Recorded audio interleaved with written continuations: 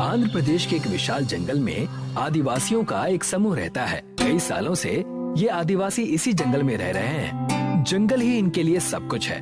पर अचानक से जंगल के बीचों बीच एक मॉल बनने का काम शुरू होता है और सभी आदिवासियों को जंगल खाली करने के लिए कहा जाता है। सभी लोग ध्यान से सुनो, यहाँ पर एक मॉल बनने जा रहा है, इसीलिए सभी को ये जंगल खाली करना पड़ेगा। पर ये जंगल तो हमारा घर है, हम अपने घर को छोड़कर कहाँ जाएंगे? वो सब मैं नहीं जानता, जहाँ जाना है जाओ, पर जंगल को खाली कर दो। ऐसे कैसे खाली कर दे? ये हमारे पूर्वजों की धरोहर है। अगर प्यार से नहीं माने तो मुझे जोर जबरदस्ती करके खाली करवाना पड़ेगा। सरकार का ऑर्डर है, सबको मानना ही पड़ेगा, नहीं तो तुम सबको इसके लिए सजा भुगतनी पड़ेगी। ठेकेदार तो सभी आदिवासियों को जंगल खाली करने के लिए कहकर चला जाता है, पर उसकी इस बात से सारे आदिवासी बहुत परेशान हो जाते हैं। किसी को भी समझ में नहीं आ रहा था कि वो जाएं तो जाएं कहां। आखिर वो कई पीढ़ियों से इसी जंगल में रह रहे थे। क्या ये देश हमारा नहीं है जो हमें अपने ही घर से निकाला जा रहा है और सरकार कुछ भी नहीं कर रही? सरकार ही तो हमें घर से बेघर कर रही है। अब इससे ज्यादा हम सरकार से और क्या उम्मीद कर सकते हैं? कई दिन बीत गए पर आदिवासियों ने जंगल खाली नहीं किया।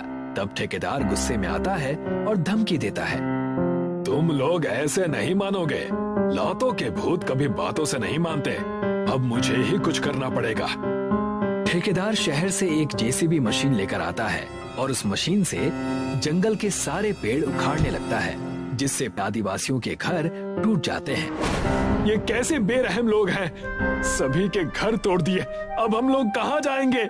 वैसे भी ठंड का मौसम शुरू हो रहा है और इस मौसम में खुले में रहना कितना मुश्किल है। ये लोग क्या जाने कि ठंड के मौसम में बाहर सोने में क्या परेशानी होती है। सभी आदिवासियों के घर टूट जाने से सब लोग बेघर हो जाते हैं और सभी लोग जंगल से पहाड़ की तरफ निकल जाते हैं। पहाड़ पर बर्फ गिरने से ठंड ज्यादा बढ़ जाती है, जिससे आदिवासी लोग और उनके बच्चे बीमार पड़ने लगते हैं। इस ठंड में तो हम लोग बहुत बीमार पड़ जाएंगे। जल्दी से अपने लिए घर बनाना पड़ेगा, नहीं तो हमारे बच्चों की हालत बहुत खराब हो जाएगी। हम लोग तो बस पेड़ों के नीचे घर बनाना जानते हैं, इस पहाड़ पर घर कैसे बनाएंगे? लगता है अब हमें अपने कुल देवता की मदद लेनी ही पड़ेगी, वही अब हमें इस समस्या से निकाल सकते हैं। अब सारा आदिवासी समुदाय मिलकर अपने कुल देवता की पूजा करने लगता है। इनके कुल देवता शुतुरमुर्ग हैं और इनके पास शुतुरमुर्ग की एक बहुत बड़ी मूर्ति भी है। सारा समुदाय जहाँ भी रहता है, ये लोग इस मूर्ति को साथ ले जाते हैं। हे कुल देवता, हमारी मदद कीजिए, हम सभी लोग बेघर हो चुके हैं। हे कुल देवता, हमें रहने के लिए घर दीजिए, हमारे बच्चे पहाड़ों की इस ठंड में बीमार पड़ रहे हैं। हर आदिवासी मन ही मन में सच्चे दिल से अपने कुल देवता को याद करने लगा और उनसे मदद मांगने लगा।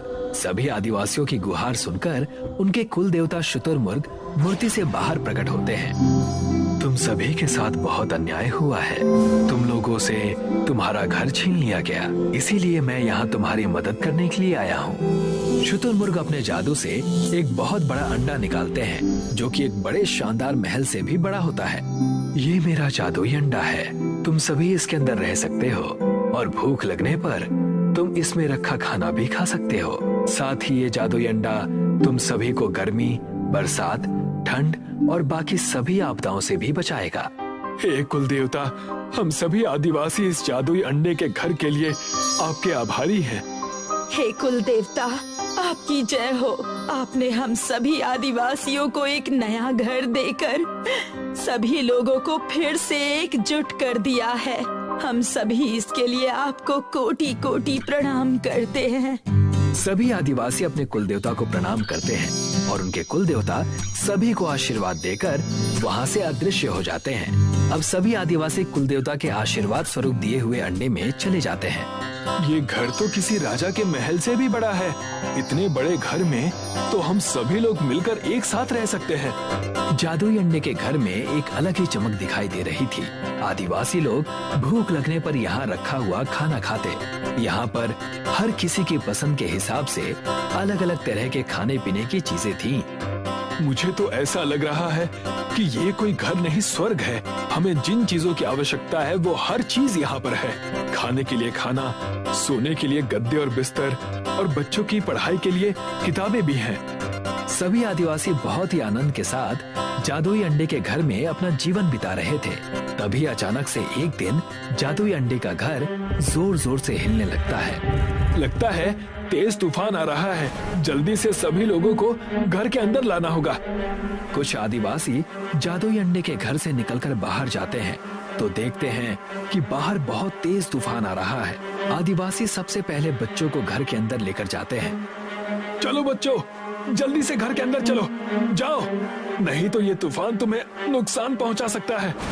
सभी बच्चे जल्द से जल्द अंडे के घर के अंदर सुरक्षित चले जाते हैं और आदिवासी भी उनके पीछे अंडे के घर के अंदर जाने लगते हैं। तभी उन्हें किसी के चिल्लाने की आवाज सुनाई देती है। बचाओ, बचाओ, कोई है?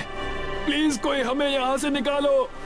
आदिवासी देखता है कि तूफान के कारण मॉल पूरा टूट गया है और सभी लोग उसके नीचे दब गए हैं। आदिवासी तूफान में अपनी जान को जोखिम में डालकर उन लोगों को बचाने के लिए जाता है।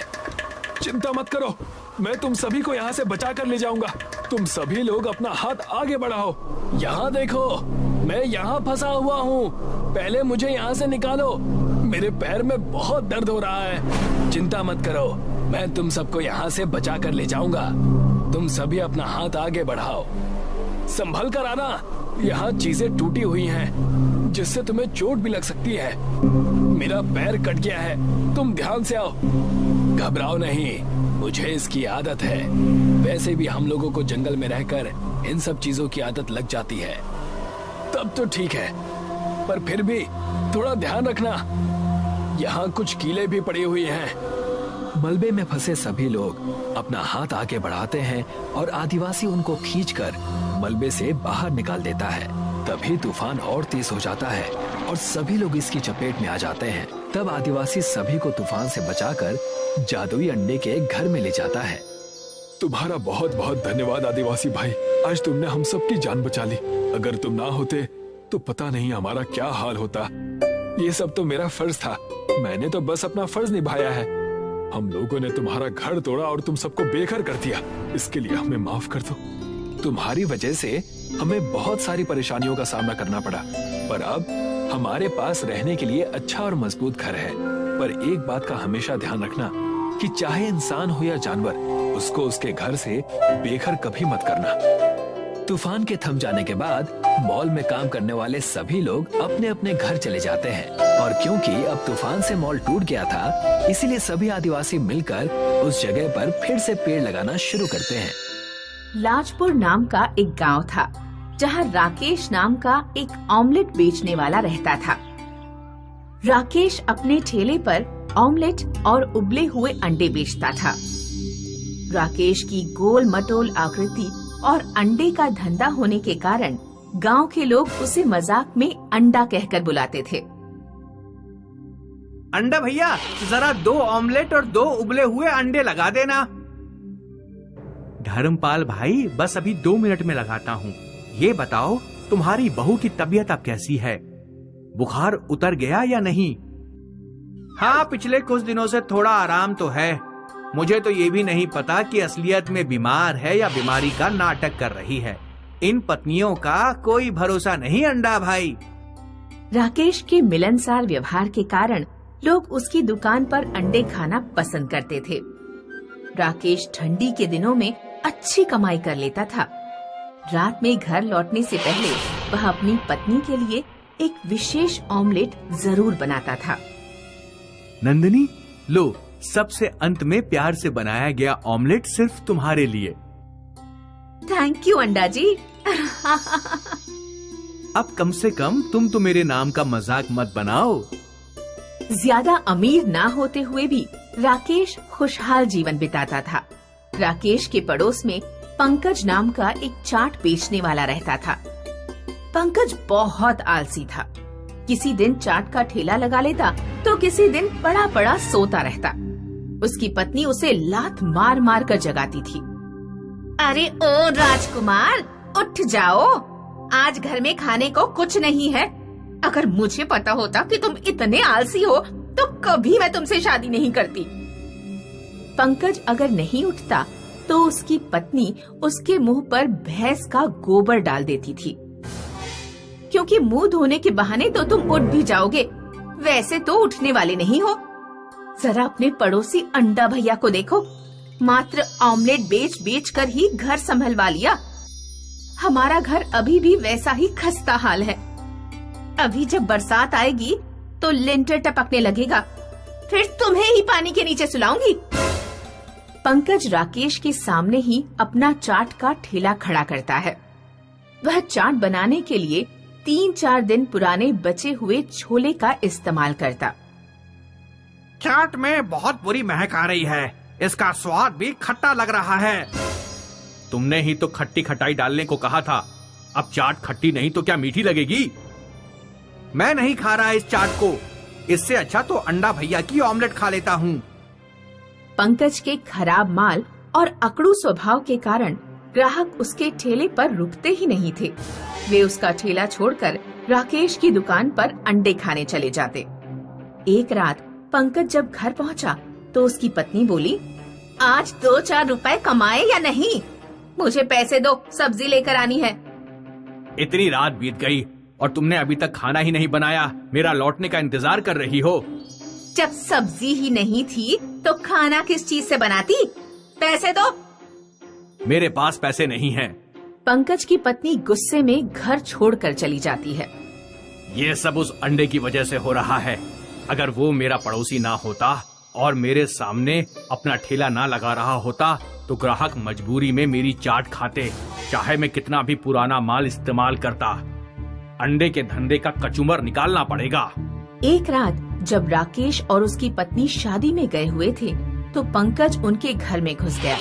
उसने राकेश के घर पर रखे सैकड़ों अंडे के ट्रे ठेले पर रखे और पूरा ठेला पहाड़ी पर ले जाकर सीधे खाई में फेंक दिया। राकेश अगले दिन जब शादी से लौटा तो उसने देखा कि सारा माल और ठेला गायब है। राकेश और उसकी पत्नी ने सोचा कि उनके घर डाका पड़ गया। दोनों बेचारे पूरे दिन दरवाजे पर बैठकर रोते रहे। सुनिए जी, इस तरह हाथ पर हाथ रखकर बैठे रहने से कुछ नहीं होगा। चलिए चलकर ठेला ढूंढते हैं, क्या पता कहीं कोई सुराग या निशानी मिल जाए। दोनों लोग माल और ठेले की तलाश में इधर उधर भटकने लगे।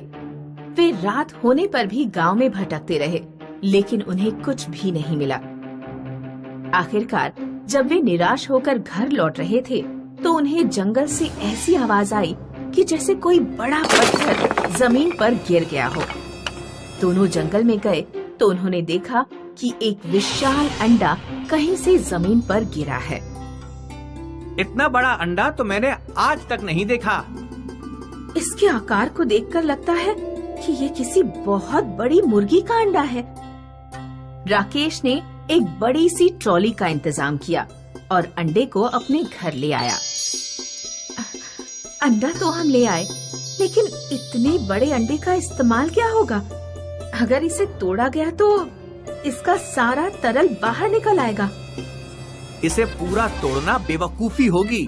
राकेश सीढ़ी से अंडे के ऊपर चढ़ा और उसने छेनी और हथौड़े से अंडे में एक छोटा सा छेद किया। अंडे में छेद होते ही उसका तरल फव्वारे की तरह बाहर निकलने लगा। राकेश ने अंडे पर एक पाइप और टंकी लगा दी। पाइप और टंकी के सहारे से अंडे का तरल जरूरत के हिसाब से बाहर निकाला जा सकता था। राकेश ने दोबारा अपना धंधा शुरू किया।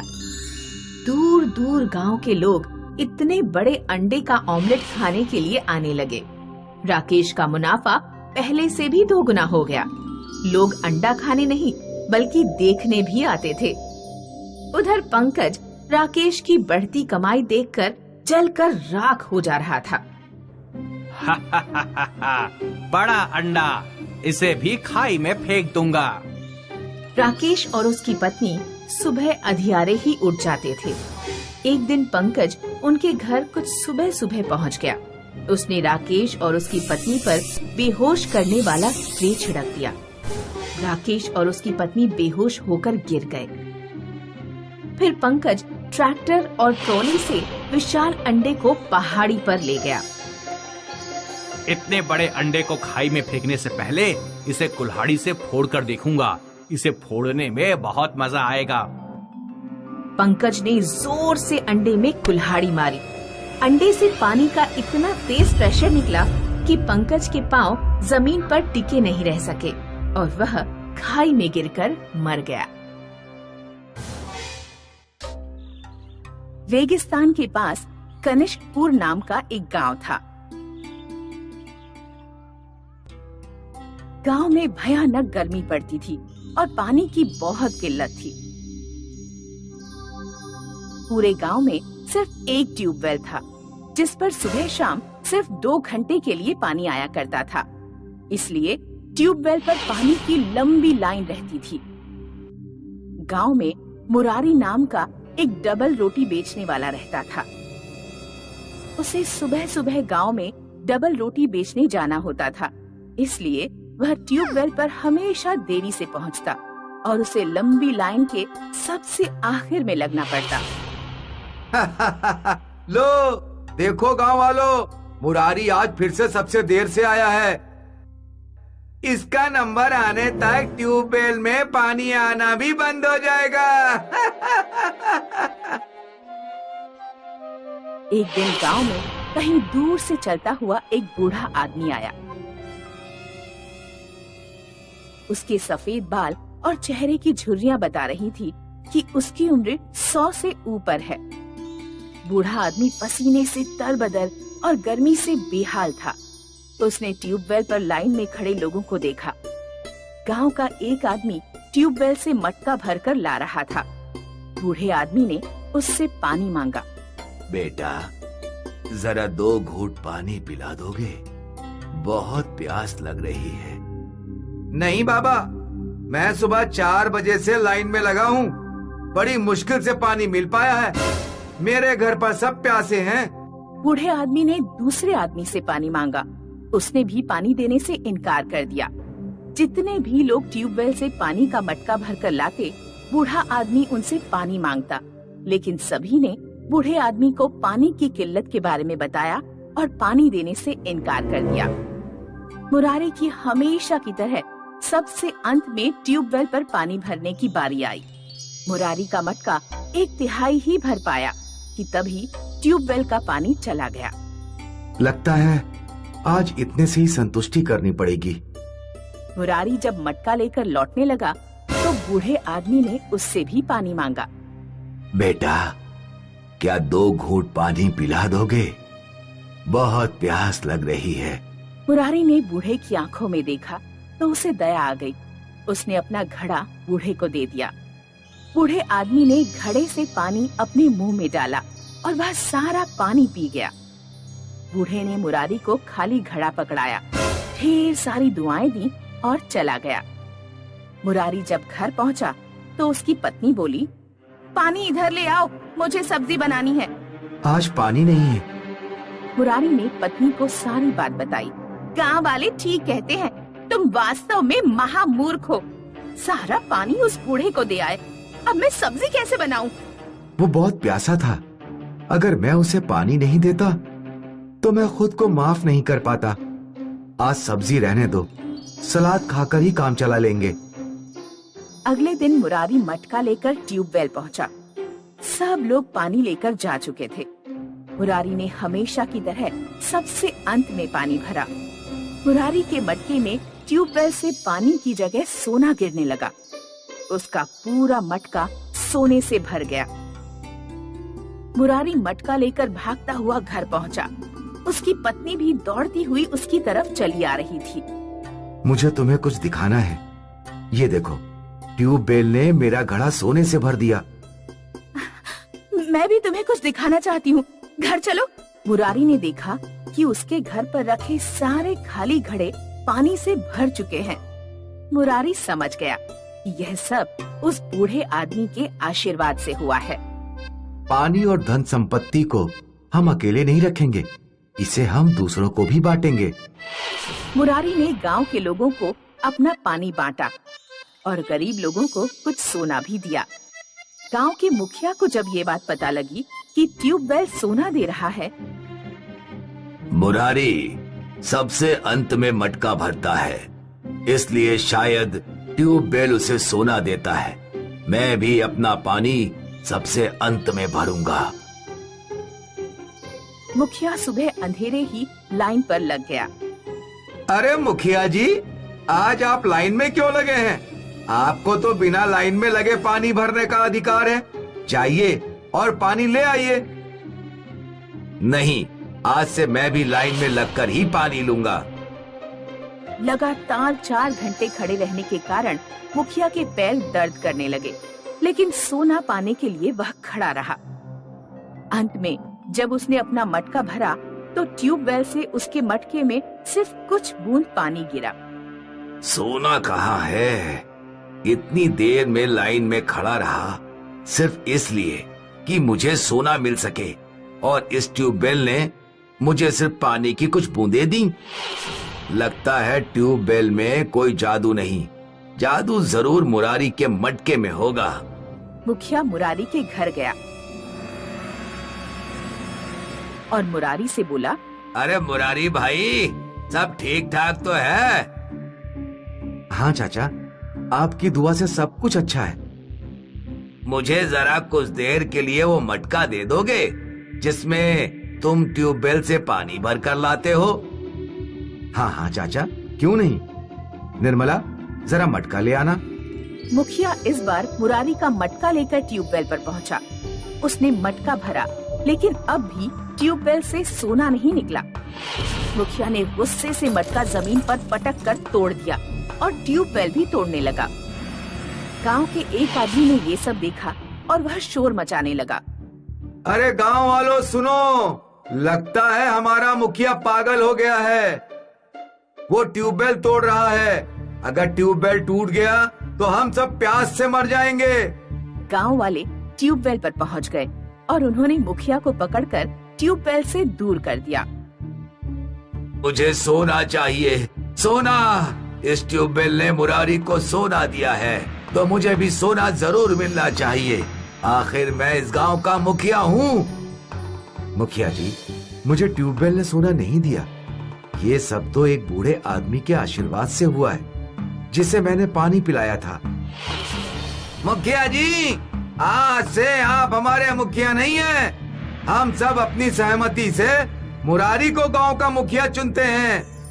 इस तरह सिर्फ एक अच्छा काम करने के कारण मुरारी की पूरी जिंदगी बदल गई और वह खुश